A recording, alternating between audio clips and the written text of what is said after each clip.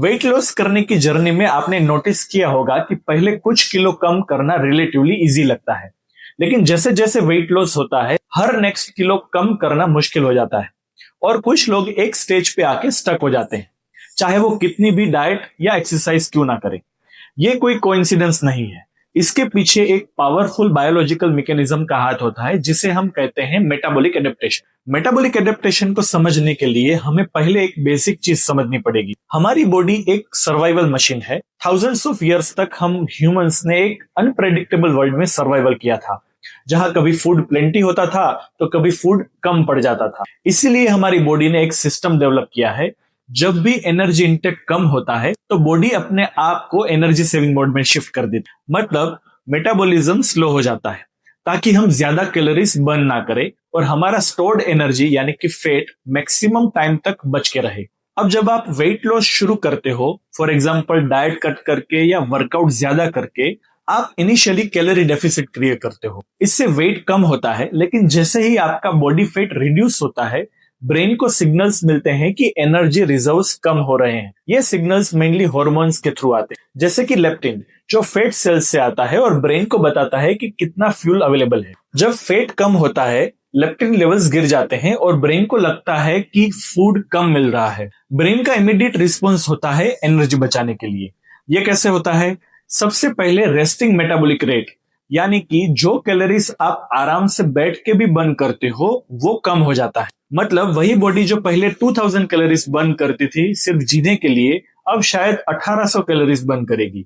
इसका मतलब ये है कि वही डाइट जो पहले काम कर रही थी अब इतनी इफेक्टिव नहीं रहेगी। सिर्फ मेटाबॉलिज्म ही स्लो नहीं होता, आपका बॉडी सबकॉन्शियस लेवल पर भी मूवमेंट रिड्यूस कर देता है। आप शायद नोटिस नहीं करते, लेकिन आप फिजेटिंग कम करते हो, सीढ़ियां चढ़ने का मन कम होता है, या ओवरऑल दिन भर का एक्टिविटी लेवल ड्रॉप हो जाता है। इससे आप और कम कैलोरीज बर्न करते हो बिना कॉन्शियसली रियलाइज किए। एक और इफेक्ट होता है हंगर हार्मोन्स का बढ़ना। ग्रेलिन जो आपको भूख लगने का सिग्नल देता है वो डाइट के दौरान ज्यादा प्रोड्यूस होता है। इसका मतलब है कि कॉन्स्टेंटली फूड के बारे में आप सोचते रहोगे, क्रेविंग्स बढ़ेगी और रेजिस्ट करना मुश्किल हो जाएगा। साथ ही सटाइटी हार्मोन्स जैसे कि पेप्टाइड वाई या सीसीके कम हो जाते हैं, जिससे पेट जल्दी भरा हुआ फील नहीं होता। ब्रेन को लगता है कि और फूड चाहिए। ये कंबाइंड इफेक्ट्स क्रिएट करते हैं वो फ्रस्ट्रेटिंग प्लेट्यू जहां आपका वेट लॉस रुक जाता है। आप एफर्ट्स सेम रखते हो पर रिजल्ट स्लो या जीरो हो जाते हैं। इस फेज को ही हम कहते हैं मेटाबॉलिक एडेप्टेशन, एक तरह का डिफेंस मैकेनिज्म जो आपके सेट पॉइंट को प्रोटेक्ट करता है। अब मैं आपको सेट पॉइंट थियरी क्या है वो समझाता हूं। सेट पॉइंट एक वेट रेंज होता है जो आपका बॉडी मेंटेन करना चाहता है। ये रेंज हर इंसान के लिए अलग अलग होता है, बेस्ड ऑन जेनेटिक्स, हार्मोन्स और लॉन्ग टर्म लाइफस्टाइल। जब आप इस रेंज से बाहर जाने की कोशिश करते हो, चाहे ऊपर या नीचे, आपका बॉडी काउंटर मेजर्स एक्टिवेट कर देता। अगर नीचे जा रहा हो तो मेटाबॉलिक एडेप्टेशन शुरू हो जाता है और हंगर बढ़, एनर्जी बर्न कम होता है और आपको अपने ओल्ड वेट पे वापस लाने के लिए पूरी कोशिश की जाती है बॉडी के द्वारा। इसका मतलब ये नहीं है कि वेट लॉस इम्पॉसिबल है, लेकिन इसका मतलब ये है कि लीनियर वेट लॉस का आइडिया अनरियलिस्टिक। पहले कुछ वीक्स या मंथ्स में फास्ट रिजल्ट मिलते हैं,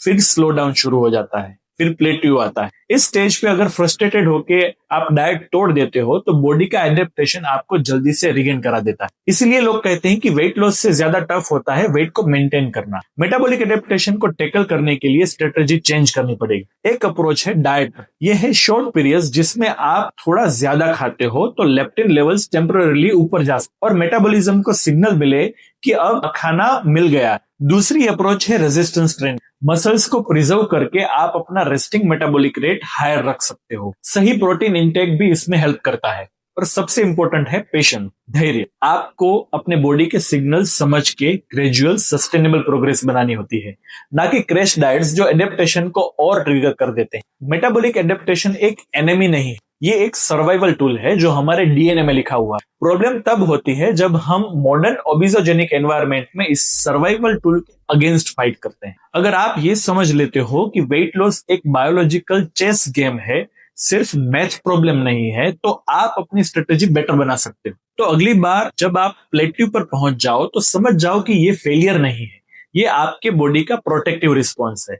आपको बस अपनी मूव्स स्मार्टली प्लान करनी है और टाइम के साथ आप अपने सेट पॉइंट को धीरे धीरे शिफ्ट कर सकते हो। ये जर्नी पेशेंस, प्लानिंग और अपने बायोलॉजी के साथ काम करने की डिमांड करती है। बायोलॉजी के अगेंस्ट इसे शेयर जरूर करें। मेरी इस चैनल को सब्सक्राइब कर ले ताकि इस तरह की इंफॉर्मेशन आपको मिलती रहे।